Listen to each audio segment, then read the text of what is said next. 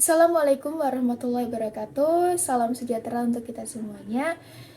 Halo semuanya, apa kabar? Semoga kita semua dalam keadaan yang baik-baik saja, dalam keadaan sehat walafiat, dan tetap semangat untuk menjalani hari-hari esok-esok atau hari-hari berikutnya. Oke, perkenalkan nama saya Dini Mulia Taskia. Saya dari Fakultas Ilmu Budaya, jurusan Pendidikan Bahasa Inggris.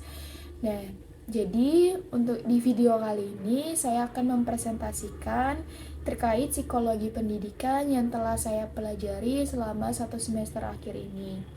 Nah, eh, sebelum saya memasuki ke penjelasan terkait psikologi pendidikannya dan penjelasan ke teori-teori atau pakar-pakar yang relate dengan psikologi pendidikan. Di sini saya akan sharing, saya akan menceritakan sedikit tentang pengalaman saya yang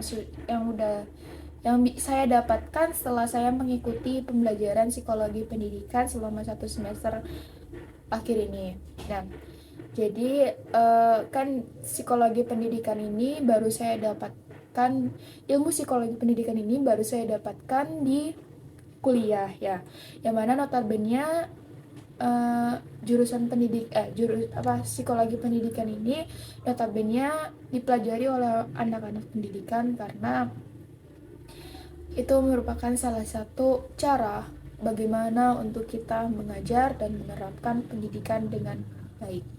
Oke, pengalaman yang telah saya dapatkan setelah mempelajari psikologi pendidikan ini, pengalamannya banyak sekali ya.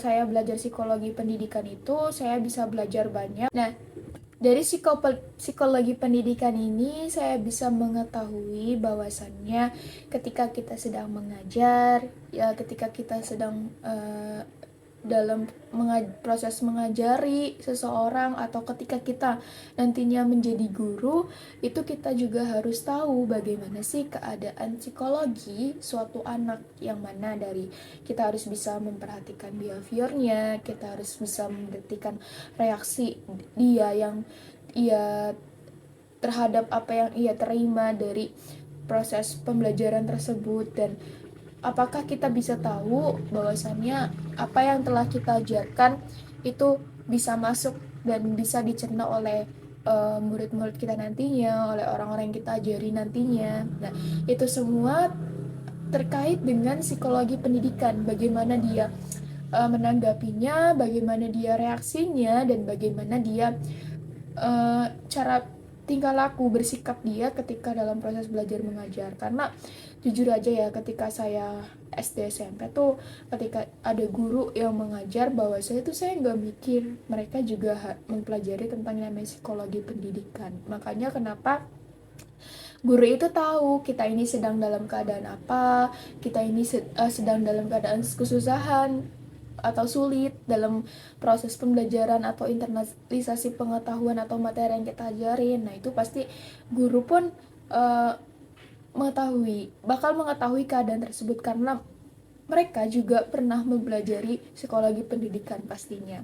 Dan bukan hanya guru ya, karena namanya proses pendidikan itu bukan hanya di sekolah, tapi juga dari keluarga kita, terutama orang tua kita, dan kita nantinya juga uh, akan menjadi orang tua, yang mana sistem parenting itu sangat penting, dan kita juga harus memahami suatu psikologi seorang anak, yang mana psikologi anak ini itu akan terbentuk dari orang tuanya.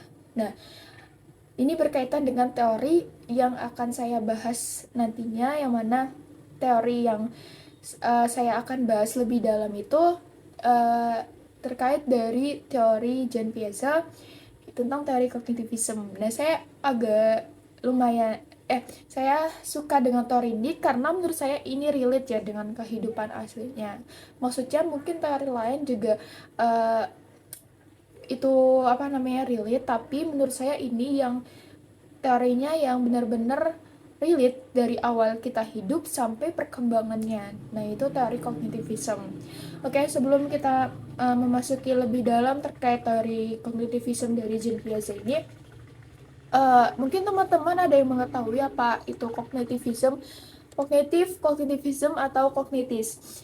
Nah, mungkin buat kita yang tidak awam dengan kognitivism, atau mungkin Anda atau kalian yang mungkin notabene bukan dari jurusan pendidikan, pasti agak awam ya dengan apa sih itu kognitivism gitu.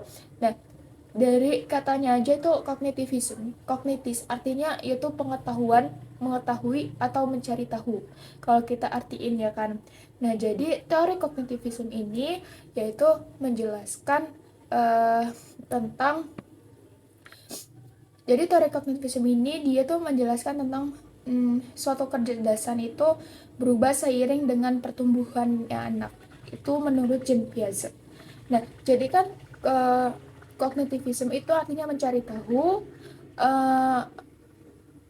mencari tahu, mengetahui, dan mencari tahu, mengetahui, dan pengetahuan ya apapun itu. Nah, terkait dengan pengetahuan, ketika kita berbicara tentang pengetahuan, jadi perkembangan kognitivism ini menurut teori Piaget ini menjelaskan bahwasanya perkembangan kognitif seorang anak itu bukan hanya tentang memperoleh pengetahuannya saja, namun anak juga harus mengembangkan atau membangun mentalnya.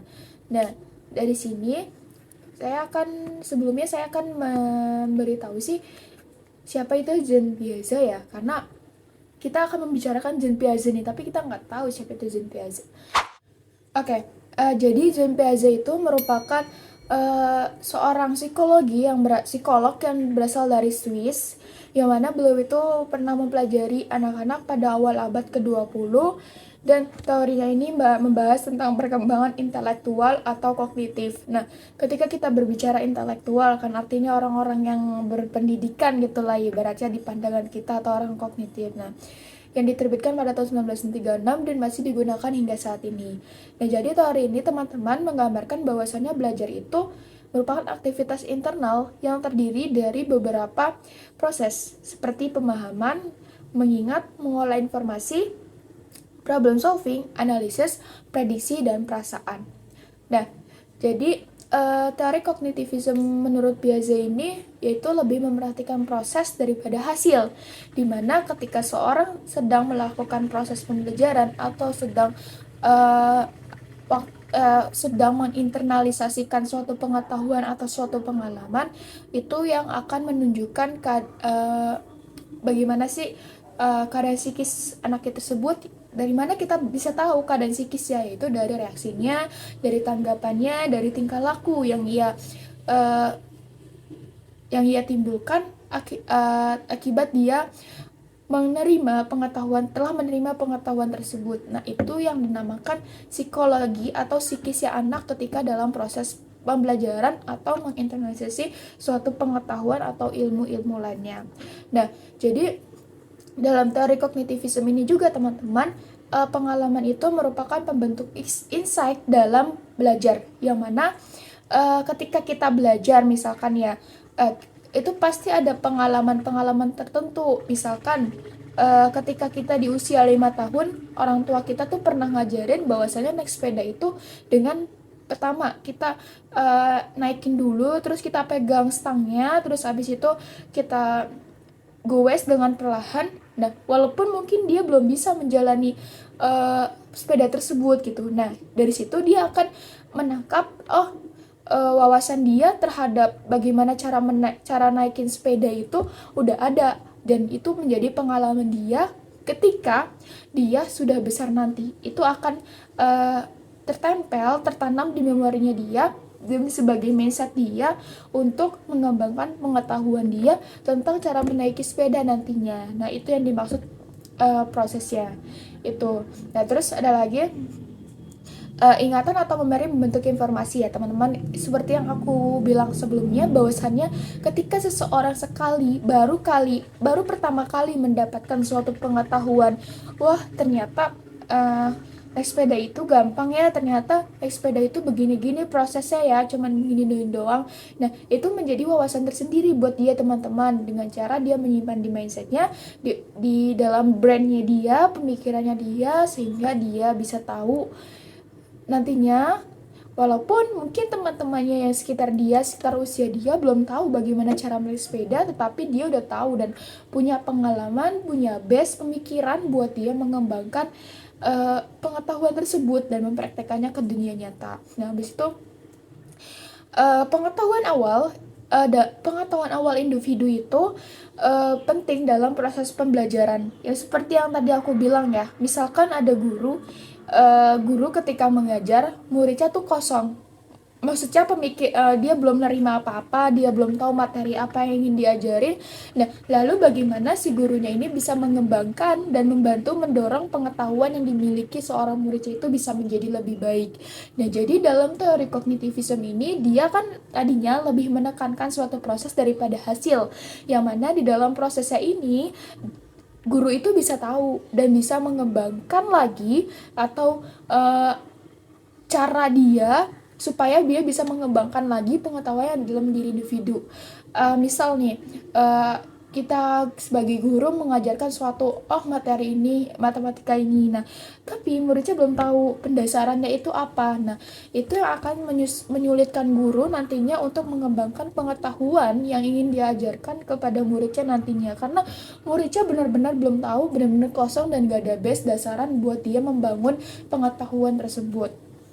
Nah, jadi itu manfaat. Lalu saya akan membahas nih ya.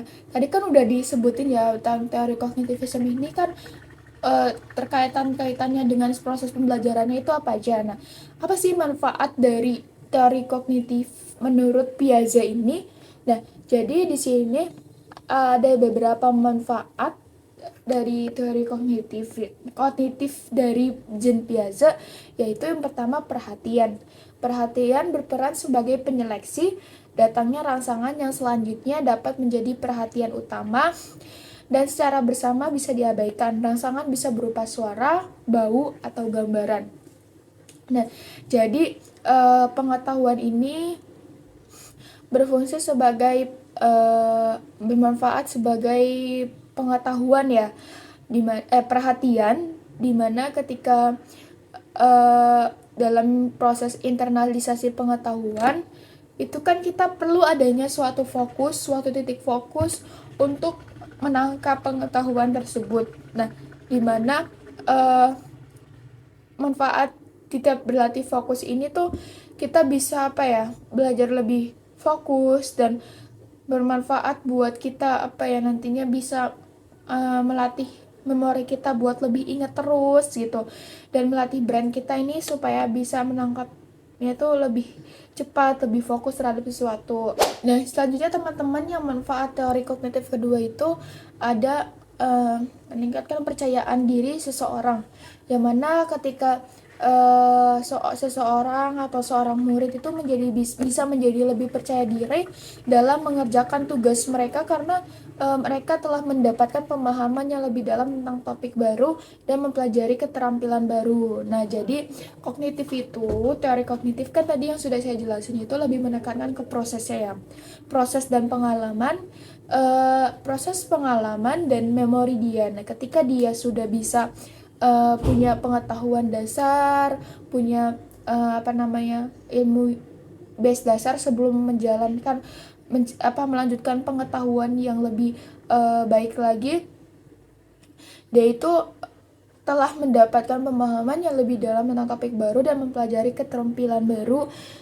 Itu bisa meningkatkan kepercayaan diri seseorang karena dia pede gitu. Aku udah punya pegangan, aku udah punya base, aku udah punya apa yang ingin aku jalanin. Ibaratkan kan misalkan ya, sebagai siswa mungkin kita pernah merasakan pelajaran MTK itu susah. Nah, ada juga orang ini kan kayak ini gampang loh, ini gini-gini. Nah, mungkin mereka yang menganggap gampang itu mereka udah punya base, udah punya memori, udah dalam brainnya dia, dan mungkin dia sudah mengalami internalisasi pengetahuan tersebut sebelumnya di masa-masa sebelumnya, sebelum orang lain mengetahui, dia itu udah bisa mengetahui. Nah, itu yang disebut dengan dia bisa lebih percaya diri dalam mempelajari atau mencari pengetahuan yang lebih baru lagi untuk mendorong pengetahuan dia lebih baik lagi. Nah, selanjutnya itu manfaatnya itu bisa meningkatkan pemahaman ya. Pasti tentunya yang tadi sudah saya bilang, ketika kita uh, ketika kita menerapkan pembelajaran dengan teori kognitif ini, pasti kan ada pengetahuan yang udah ada dalam diri kita, terus kita fuse dengan pengetahuan baru, dan itu semakin paham kita terhadap pengetahuan tersebut. Yang misalkan aku tadi bilang, oh ternyata matematika terkait grafik inian misalkan, atau materi statistika atau apapun itu. Nah, dia udah punya tahu pegangan base-nya, rumusnya. Habis itu dia bisa dengan teori kognitivism ini, yang mana dia bisa punya memori atau pengalaman sebelumnya tentang teori rumus-rumus atau ya base tentang materi tersebut, dia bisa lebih paham lagi. Nah, dari situ dia bisa meningkatkan pemahaman tersebut. Terus bisa dengan manfaat yang bisa kita terima itu meningkatkan keterampilan pemecahan masalah. Nah, jadi teman-teman, pembelajaran kognitif ini melengkapi murid dengan keterampilan yang mereka butuhkan untuk belajar secara efektif. Nah, dengan demikian mereka mampu mengembangkan keterampilan pemecahan masalah yang dapat mereka terapkan dalam tugas-tugas menantang. Nah, dengan dia memiliki pengetahuannya lebih banyak, kan artinya dia bisa lebih kreatif dan inovasi dia tuh lebih banyak ya teman-teman. Nah, jadi tuh teori pembelajaran kognitif ini tuh dia itu bisa meningkatkan keterampilan pemecahan masalah. Dari situ inovasi tersebut kan dia bisa lebih kreatif, dan dari kreatif tersebut tuh dia bisa menerima tantangan yang akan dihadapi, tantangan masalah yang ia terima dengan kreativitas yang ia telah miliki gitu. Nah, selanjutnya itu membantu mempelajari hal-hal baru dengan lebih cepat. Yang tadi aku bilang ya, ketika kita punya fondasi, ketika kita udah punya base sebelumnya, ketika ketika orang lain belum menerimanya, kita bisa lebih tahu. Kita bisa lebih tahu, pengetahuan itu lebih cepat, dan wawasan kita pastinya tentu berbeda. Kita lebih baik, yang lain beluman.